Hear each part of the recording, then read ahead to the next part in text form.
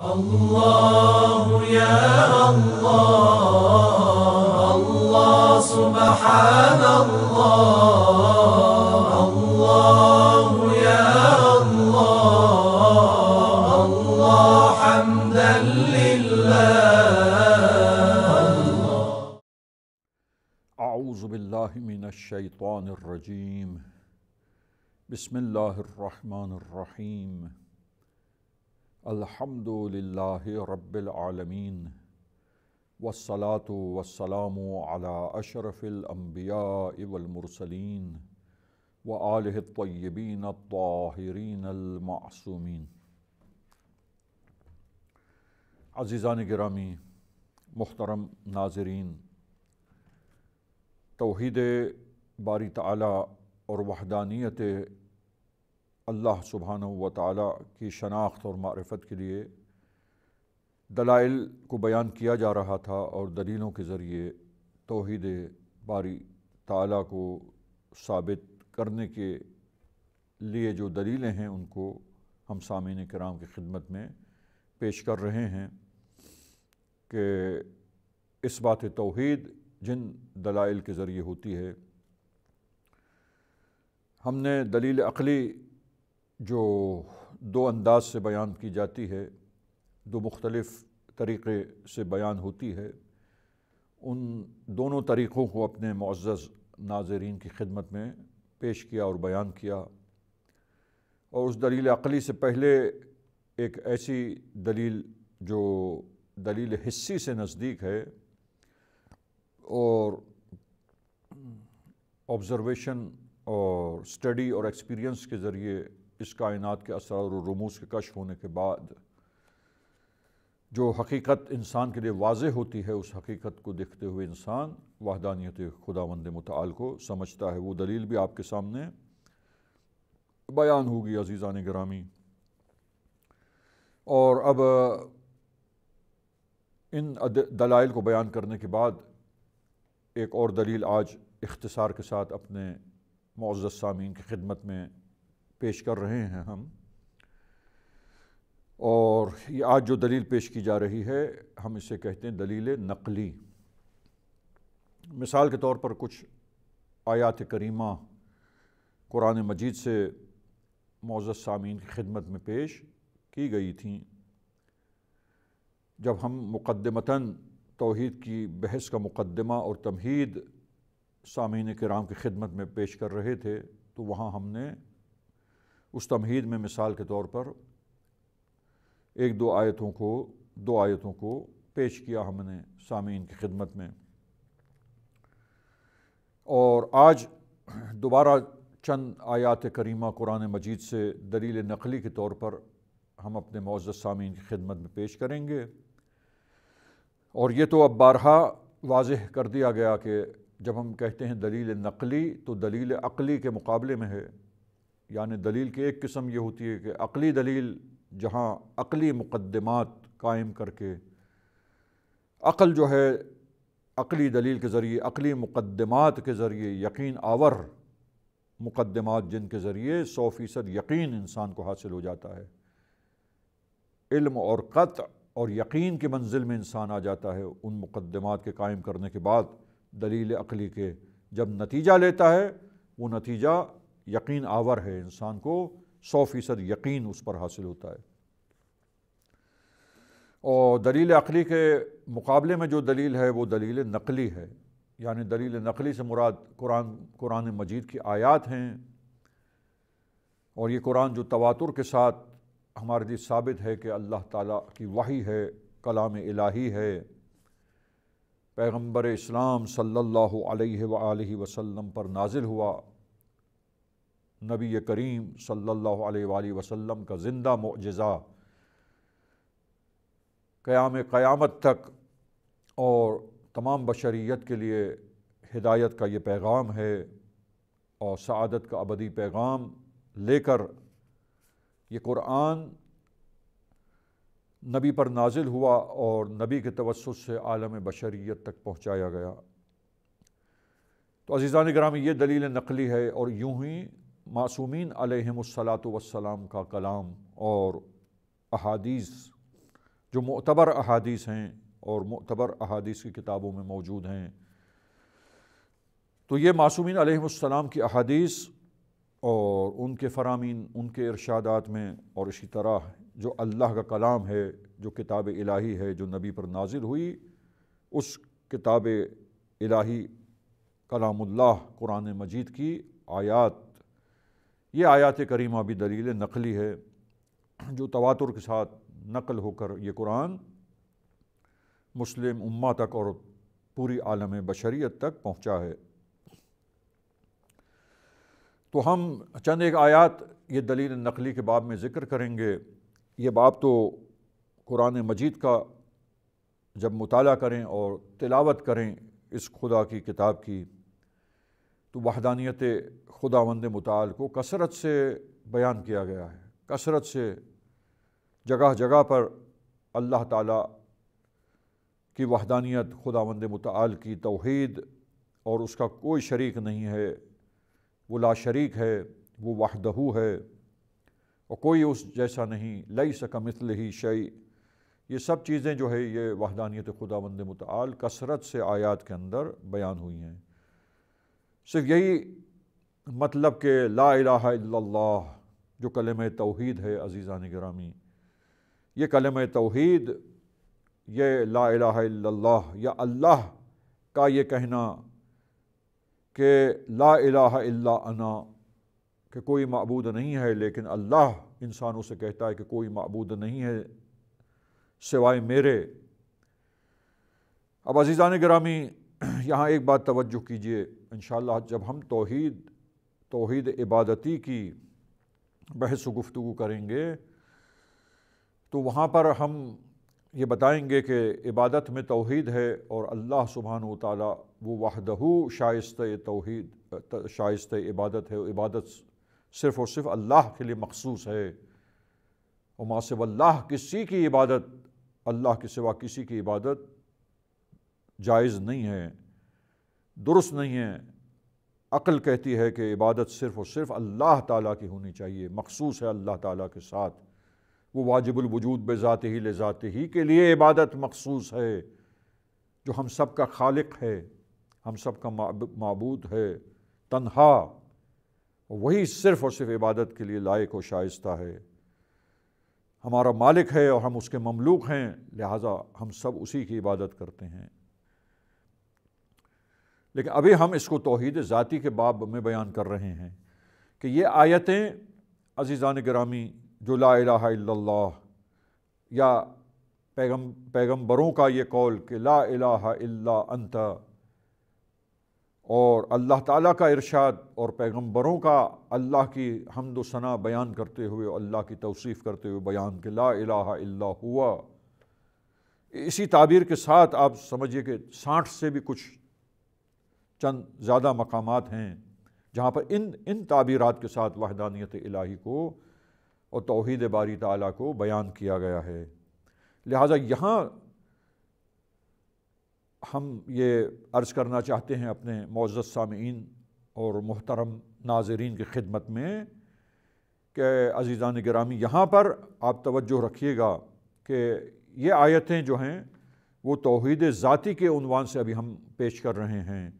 توحید عبادتی کی بحث اور گفتگو اور ڈسکشن جب ہم پیش کریں گے اور بحث و گفتگو ہوگی تو وہاں اس پر مزید روشنی ڈالیں گے، لیکن ابھی مختصر اور اجمالی طریقے سے اتنا ذہن میں رکھیے عزیزان گرامی کہ یہ آیتیں اس وقت جو ہم پیش کر رہے ہیں یہ توحید ذاتی کو بیان کرنے کے لیے یہ کلمہ توحید اور یہ آیتیں جو توحید باری تعالیٰ پر دلالت کرتی ہیں،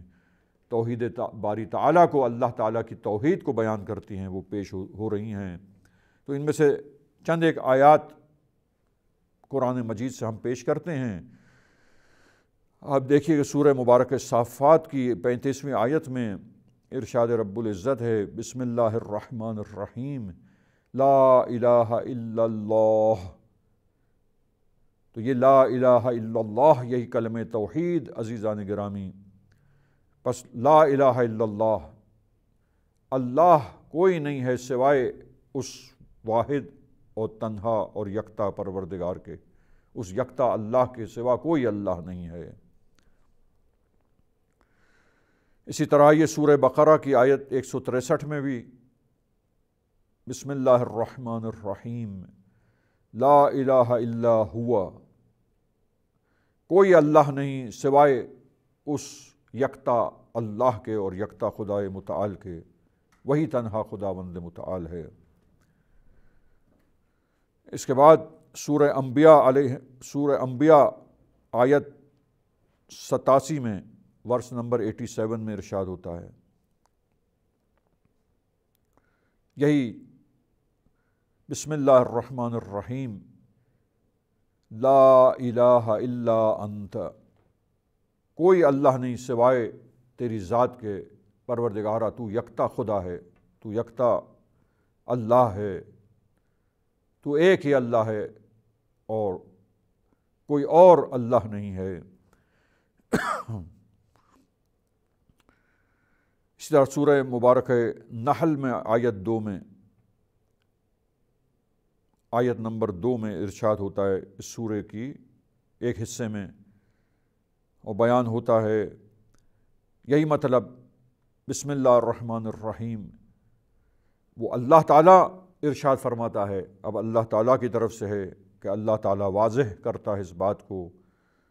بسم اللہ الرحمن الرحیم لا الہ الا انا، کوئی اللہ نہیں سوائے میرے، پروردگار عالم اپنے بندوں کے لیے یہ توحید کا اپنی اعلان کر رہا ہے، وحدانیت کا، کہ کوئی اللہ نہیں ہے سوائے میرے، یعنی میں، اللہ تعالیٰ اعلان کر رہا ہے کہ میں تنہا اللہ ہوں، بس یکتا پروردگار ہے، وہ یکتا اللہ ہے، اس کے علاوہ کوئی اللہ نہیں۔ اسی طریقے سے عزیزان گرامی آئیے ایک اور مقام پر، یہ مثالیں ہیں میں نے آپ کی خدمت میں عرض کیا، یہ دیکھیے یہی عبارتیں جو ہیں، یہی الفاظ جو ہیں 60 سے بھی زیادہ آیتوں میں فقط ان الفاظ کے ذریعے وحدانیت اللہ تعالیٰ جو ہے، توحید پروردگار جو ہے وہ بیان ہوئی ہے۔ اب آئیے سورہ مبارکہ آل عمران کی 62ویں آیت 62 میں یہی چیز بیان ہوئی، بسم اللہ الرحمن الرحیم وما من الہ الا اللہ، کوئی اللہ نہیں ہے سوائے اس اللہ کے جو یکتا پروردگار ہے، وہ تنہا ایک ہی پروردگار وحدہ ہے۔ اسی طرح سورہ صافات کی آیت 4 جو پہلے بھی تمہیدی گفتگو میں بیان کی جا چکی تھی، بسم اللہ الرحمن الرحیم ان الہکم لواحد، بے شک تمہارا اللہ ایک ہی ہے، واحد وحدہ ہے، قطعاً یقیناً تمہارا اللہ فقط وہ ایک ہی پروردگار ہے۔ اور اسی طرح سورہ مبارک توحید اور اخلاص کی پہلی آیت کریمہ سورہ توحید ہے، سورہ اخلاص، جہاں پہ انسان وحدانیت کے سلسلے میں خالص کرے اور شرک کی نفی کر دے اور خالص کرے اپنی معرفت اور اپنے پروردگار پر ایمان کو، اخلاص اس انداز سے ہو کہ کوئی شریک نہیں اللہ تعالیٰ کا، شرک کی نفی کر دے اور اس بات کی نفی کر دے کہ کوئی شریک نہیں ہے، نفی کر کے کہہ دے، لہٰذا وہ وحدہ ہے، اللہ ایک ہی اللہ ہے۔ بسم اللہ الرحمن الرحیم قل هو اللہ احد، اے حبیب کہہ دیجئے اللہ احد ہے، وہی وحدہ لا شریک ہے، کوئی اس کی مانند نہیں ہے، کوئی اس کی مثل نہیں ہے، وہ ایک ہی تنہا و یکتا پروردگار ہے اور اس کے سوا کوئی اور اللہ نہیں ہے۔ شریک کی نفی کر دیں، شرک کو دور کر دیں، شرک کو منفی کر دیں، مسلوب کر دیں۔ لہٰذا یہ چند آیات کریمہ ہیں، یہ میں نے مثال کے طور پر عزیزان گرامی دلیل نقلی میں کہ دلیل عقلی کے علاوہ دلیل نقلی میں یہ آیات پیش ہوئی ہیں، اسی طریقے سے روایات کثرت سے ہیں جو وحدانیت الہی اور توحید اللہ تعالیٰ کو بیان کرنے والی روایات ہیں عزیزان گرامی۔ اور دیکھیے کہ میں بس بات کو سمیٹ لوں، خلاصہ کروں اور اپنی گفتگو کو اختتامی مراحل پر پہنچا دوں عزیزان گرامی، کہ آپ توجہ فرمائیے کہ حضرت آدم سے لے کر حضرت خاتم صلی اللہ علیہ وآلہ وسلم تک 1,24,000 پیغمبر آئے، اور پھر ان پیغمبروں کے اولیاء، اوصیاء، ان کے جانشین جو روئے زمین پر تھے، وہ سب کے سب وحدانیت الہی کی طرف دعوت دیتے رہے، اس کلمہ توحید کو جو ہے منواتے رہے، اور اس کو لوگوں کے وجود میں راسخ کرنے کے لیے تبلیغ کرتے رہے، پہچنواتے رہے، تاکہ لوگ معرفت حاصل کر لیں، لوگ اس عقیدے کی معرفت حاصل کر کے اسے اپنے وجود میں اپنا لیں، اور اپنے وجود سے شرک کی نجاست، پلیدگی اور گندگی کو دور کر دیں، ایمان رکھیں اس بات پر کہ اللہ وحدہ لا شریک ہے، کوئی اس کی مانند نہیں ہے، لیس کمثلہ شیء۔ تو عزیزان گرامی، اب دیکھیے کہ یہ نمائندگان جنہوں نے معجزہ دکھلایا، اور ان کے معجزات کو دیکھ کر تاریخ بشریت ہمیں یہ واضح کرتی بتلاتی ہے، تاریخ انبیاء بتلاتی ہے کہ ان انبیاء علیہم السلام نے معجزات پیش کیے، اور معجزات کو دیکھ کر اہل بصیرت اور اہل عقل ہر زمانے میں ان انبیاء پر ایمان لے آئے، انہوں نے معرفت حاصل کی، وحدانیت پر ایمان لائے، توحید باری تعالیٰ کی شناخت حاصل کی۔ تو اللہ تعالیٰ کی طرف سے اتنے نمائندے آئے،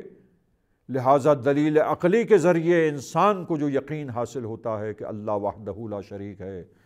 اس مطلب کو تمام انبیاء الہی نے تاکید کے ساتھ پہنچایا، اس کی ترویج کی، اس کی تبلیغ کی، اور اس کی طرف معرفت حاصل کرنے کے لیے لوگوں کو ہمیشہ راستہ دکھایا، اور ہمیشہ اس پر زور دیا اور تاکید کرتے رہے، پہچنواتے رہے، سمجھاتے رہے۔ تو عزیزان گرامی، یہ تمام انبیاء الہی نے توحید باری تعالیٰ کو بیان کیا ہے، لہٰذا ان انبیاء کا بیان کرنا، ان انبیاء کا وحدانیت خدا کی معرفت کو پیش کرنا اور اس بارے میں لوگوں کو سمجھانا، یہ محکم دلیل ہے کہ وہ وحدہ لا شریک ہے، وہ ایک ہی اللہ ہے جس نے سارے انبیاء کو بھیجا، اور صرف اسی اللہ کی طرف سے یہ انبیاء آئے ہیں، کسی کی طرف سے نہیں آئے، بس وہ اللہ ایک ہے۔ اور کلمہ توحید کی طرف تمام انبیاء نے نقطہ، جو محوری نقطہ اور مرکزی نقطہ اشتراک ہے، وہ یہی کہ اس عقیدے کے بارے میں دعوت دی، اس عقیدے پر تاکید کی، اس عقیدے کو، اس حقیقت کو لوگوں کو سمجھانے کے لیے کوششیں کرتے رہے۔ عزیزان گرامی، پس یہ دلیل نقلی بہت محکم دلیل ہے، جس سے وحدانیت باری تعالیٰ، جس کو عقل سمجھتی ہے، یقین حاصل کرتی ہے، ادراک کرتی ہے، یہ دلیل عقلی، یہ دلیل نقلی اور انبیاء کی یہ تعلیمات اسی دلیل عقلی کو محکم کرتی ہے، اور اس دلیل عقلی پر مہر تصدیق ثبت کر دیتی ہے۔ اس دلیل نقلی سے انسان معرفت توحید پروردگار عالم حاصل کرتا ہے۔ وصلی اللہ علی محمد وآلہ الطاہرین۔ اغفر لنا ذنوبنا